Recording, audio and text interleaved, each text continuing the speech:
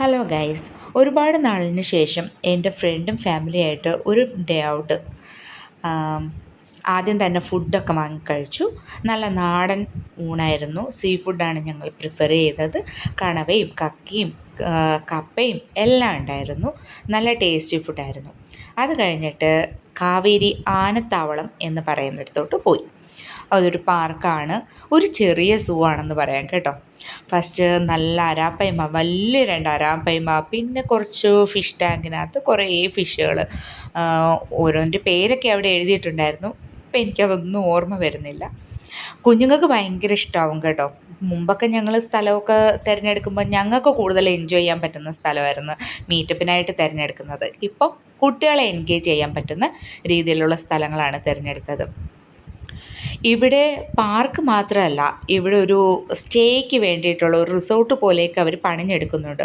Swimming പൂളൊക്കെ ഉള്ള ഒരു റിസോർട്ട് പോലെ അവർ റെഡിയാക്കി എടുക്കുന്നുണ്ട്. വളരെ താമസിയാതെ തന്നെ അതും ഓപ്പൺ ആവും. അത് മാത്രമല്ല, ഇവിടെ നല്ലൊരു എൻഗേജ്മെൻറ്റ് അല്ലെങ്കിൽ മാരേജ് ഫങ്ഷൻസിനൊക്കെ ഉള്ള റിസപ്ഷൻ അതെല്ലാം ചെയ്യാൻ പറ്റുന്ന ഒരു സ്പേസ് കൂടിയുണ്ട് കേട്ടോ.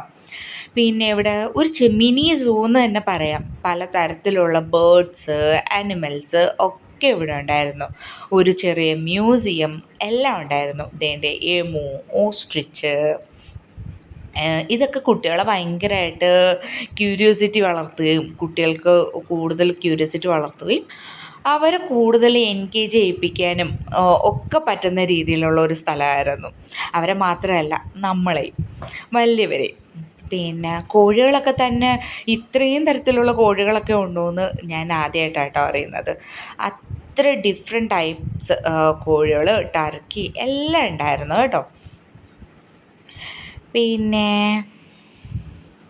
പലതരത്തിലുള്ള ബേർഡ്സ്, മെക്കാവോ, അതിനകത്തും കയറി നിന്ന് ഫോട്ടോ ഒക്കെ എടുക്കാമായിരുന്നു. ദേ ആടുകൾ തന്നെ എന്തെല്ലാം വെറൈറ്റി ആടുകളാണ് ഉള്ളത്. റാബിറ്റ്, അങ്ങനെ ഇഷ്ടം പോലെ സാധനങ്ങളുണ്ട്.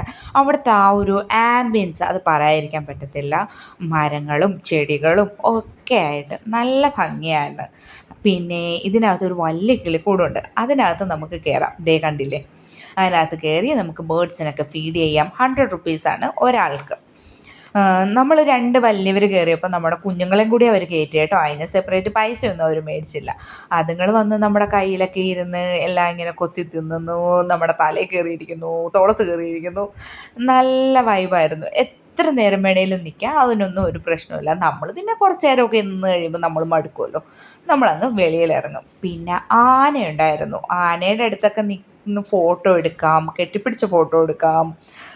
പക്ഷേ എനിക്ക് അത്ര ഒരു ധൈര്യമില്ലായിരുന്നു. ഞാൻ പേടിച്ചാണ് നിന്നത്. ഞാൻ പെട്ടെന്ന് മോനെ വലിച്ചെടുത്തുകൊണ്ടങ്ങ് പോയി. പിന്നീട് ആനസവാരി ഉണ്ട്, ഗെയിം സോണുണ്ട്. ദേ ഈ പാമ്പിനെ വേണേൽ കഴുത്തിലിട്ട് ഫോട്ടോ എടുക്കാം, അതിന് 50 റുപ്പീസാണ്. ഹെഡ്ജ് ഹോഗിനെ കയ്യിലെടുക്കാം. ഞങ്ങൾക്ക് ആദ്യം കയ്യിലെടുക്കാനുള്ള ധൈര്യമൊന്നും ഇല്ലായിരുന്നു. പിന്നീട് ഒന്ന് തൊട്ട് നോക്കി. പിന്നെ ദേ ഓസ്ട്രിച്ചിൻ്റെ എഗ്ഗാണ് കേട്ടോ, എഗ്ഗിൻ്റെ ഷെല്ലാണത്. പിന്നെ ഇഗ്വാന ഉണ്ടായിരുന്നു. പല ടൈപ്സ് സ്റ്റോൺസ്, ബട്ടർഫ്ലൈസ്, പിന്നെ കോയിൻസ്, കറൻസീസ്, ഫെതേഴ്സ് എല്ലാം ഉണ്ടായിരുന്നു. നമ്മുടെ മക്കൾക്കൊക്കെ ഈ പാമ്പിനെ വല്ലാണ്ട് അങ്ങ് ഇഷ്ടപ്പെട്ടു. അതുമായിട്ട് ഇന്ന് വർത്താനമൊക്കെ പറയുന്നുണ്ടായിരുന്നു.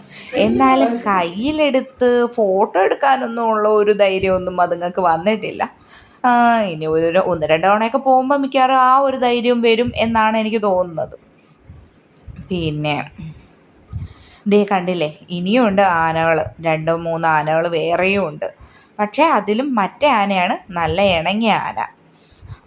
പിന്നെ ദേ പാർക്ക്. മുമ്പൊക്കെ ഞങ്ങൾ തിരഞ്ഞെടുക്കുന്ന സ്ഥലങ്ങൾ ഞങ്ങൾക്ക് ഇഷ്ടപ്പെടുന്ന സ്ഥലമായിരുന്നു. ഇപ്പം മക്കളെ എൻഗേജ് ചെയ്യിക്കാൻ പറ്റുന്ന സ്ഥലങ്ങളാണ് കൂടുതലും തിരഞ്ഞെടുക്കുന്നത്.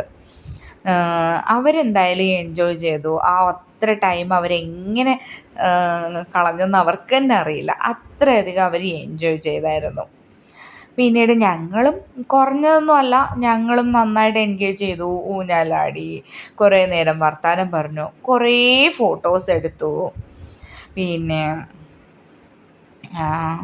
പിന്നെന്താ, അതേ കണ്ടില്ലേ, ഇതിനെ രണ്ടാമത് പോയി എടുത്തതാണ്. ആദ്യം ധൈര്യം ഇല്ലായിരുന്നെങ്കിലും പിന്നീട് ആ ധൈര്യം വന്നു. രണ്ടാമത് പോയി എടുത്തു. എന്നിട്ട് അവിടെ നിന്ന് കുറേ കളിച്ചു, ഫോട്ടോസൊക്കെ എടുത്തു.